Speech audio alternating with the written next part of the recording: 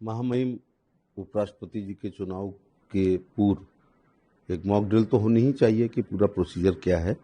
कई लोगों को पहली बार जो सांसद हुए उन्हें ये नहीं पता होता है कि ये बैलेट से है या मशीन से है या अंग्रेजी का रोमन डंडा खींचना है या हिंदी वाला खींचना है, अपना पेन इस्तेमाल करना है या वहाँ द्वारा दिया गया पेन इस्तेमाल करना है, तो उससे फिर वोट कैंसिल होने की संभावना कम हो जाती है।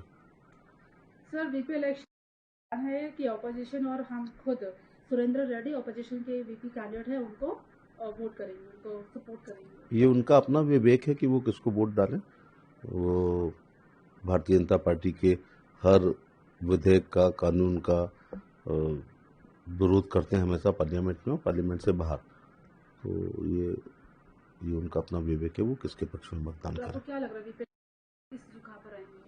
ये कोई लोकसभा की तरह 20-22 लाख मतों का चुनाव नहीं है। ये उंगलियों पर गिनने वाले लोकसभा के सांसद और राज्यसभा के सांसद देते हैं, तो वो नंबर तो कई बार जब डिवीजन हुआ है लोकसभा में और राज्यसभा में, तब पता चल जाता है कौन किसके पक्ष में।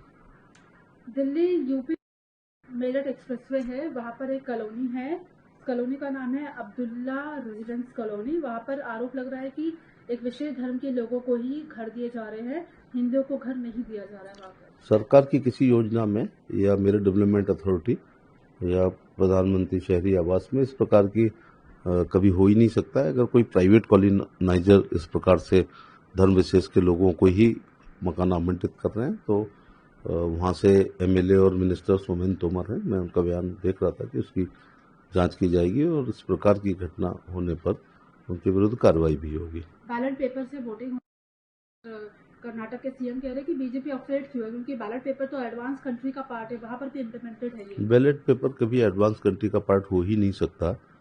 जो ईवीएम है उसमें एक समय लगता है कि 1 मिनट इतने सेकंड में ही, 3 सेकंड में ही लगभग वोट पड़ता है। जब तक मशीन पी की आवाज़ ना करते वोट कास्ट नहीं हो सकता। लेकिन बैलेट में एक गड्डी होती है और उसमें मैं 2 लोकसभा के चुनाव बैलेट से भी लड़ चुका हूँ, बाकी 5 चुनाव ईवीएम से। तो ईवीएम में मैं ये देखता हूँ कि जिस गांव में जिस बूथ पे हमारा मत होता है तो ही मिलता है, नहीं होता तो नहीं मिलता है। लेकिन बैलेट पे कई बार हमारा मत होने के बावजूद भी बूथ कैप्चर वगैरह हो जाता था, तो उसमें क्या है, जितनी भी आप ठप्पे लगा सकते हैं उतने लग सकते हैं।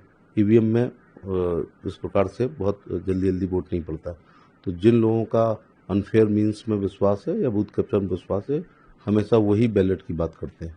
आखिरी सवाल है, पार्थसारथी टेम्पल इन कल्लूम, वहाँ पर आरएसएस का झंडा फीचर करना और सिंदूर ऑपरेशन बड़े बड़े शब्दों में वहाँ लिखा गया, उसको लेकर एफआईआर हुई है आरएसएस और बीजेपी वर्कर्स के ऊपर।